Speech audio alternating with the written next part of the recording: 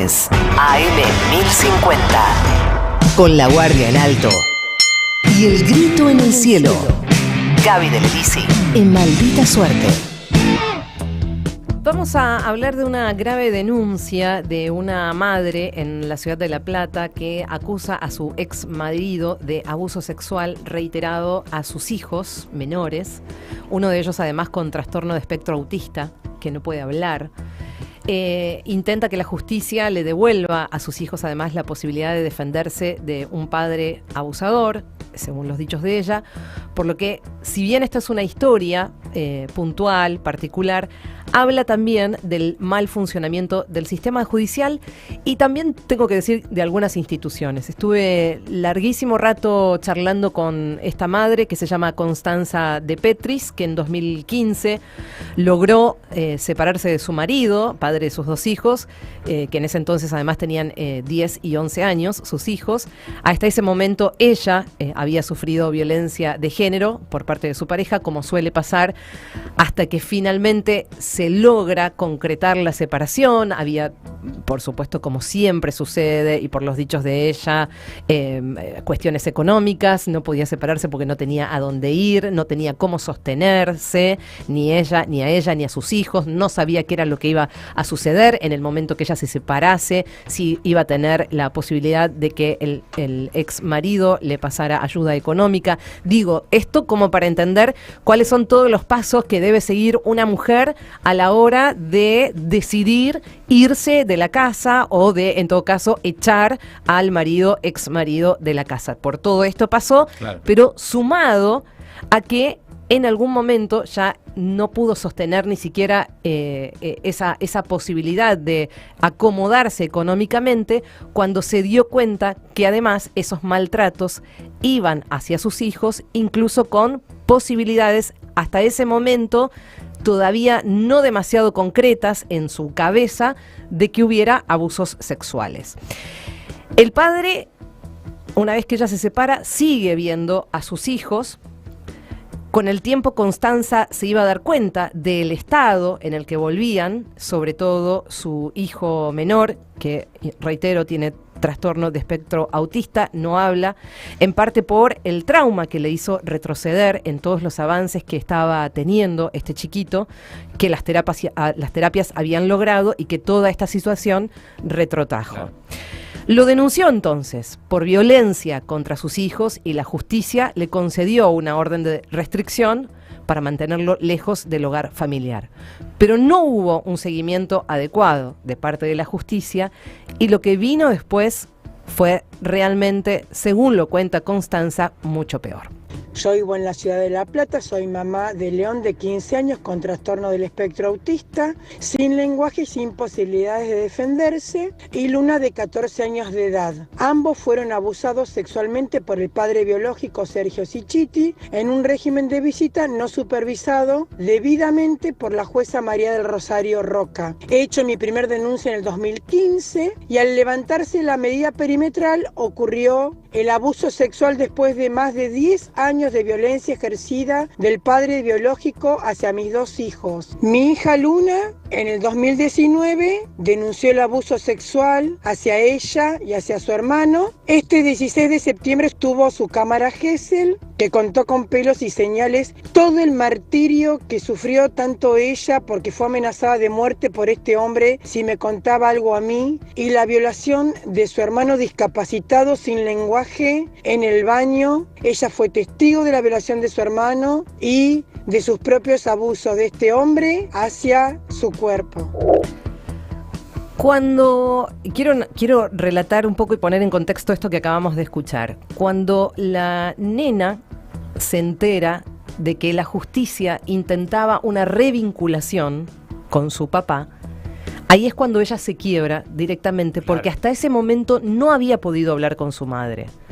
No había podido contar que además de los maltratos físicos, psicológicos, había abuso sexual.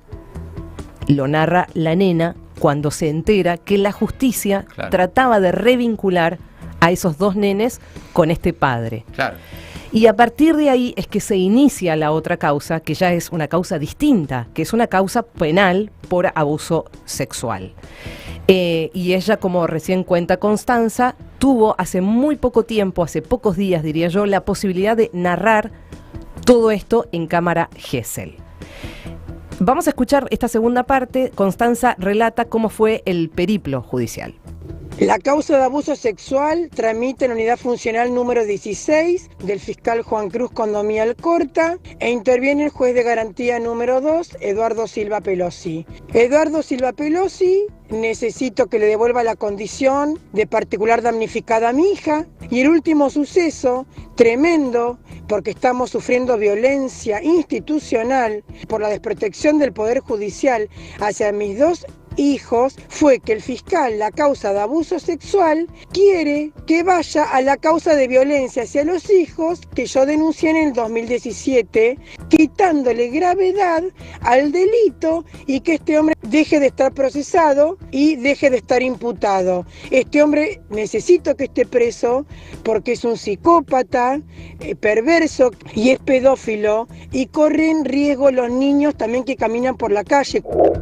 Por ahora entonces, el juzgado de garantías número 2, que está a cargo de Silva Pelosi, está justamente sacándole la posibilidad de que la nena, que tiene 14, que va a cumplir 15 años, sea particular damnificada. ¿Qué significa esto? Que ella no puede tener su abogado directamente, sino que debería ser la madre la que la represente y el abogado, o sea, perdería la posibilidad de tener un abogado de niño, un defensor de niños.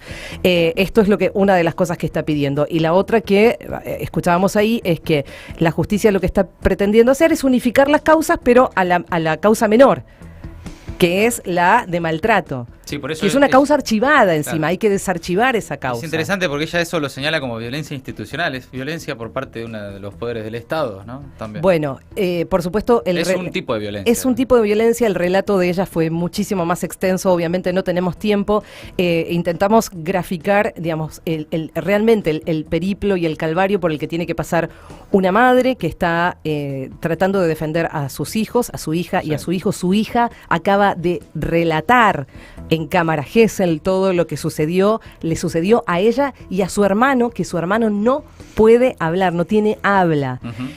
Y una cosa más que voy a agregar, que no solamente tiene que ver con la justicia, sino que tiene que ver con las instituciones, y por eso yo lo mencionaba al comienzo, las instituciones. Ella relató, me contó, porque, digamos, lo primero que uno pregunta es de qué manera podés, digamos, hacerte de recursos cuando la justicia no reacciona. Es ir a las instituciones, ir al Ministerio de Mujer, Género y Diversidad de la provincia de Buenos Aires, de la Nación, a la Secretaría de la Niñez de la provincia, claro. Secretaría de Niñez de la Nación. Bueno, todos esos recorridos también los hizo. Y tuvo muy poca respuesta.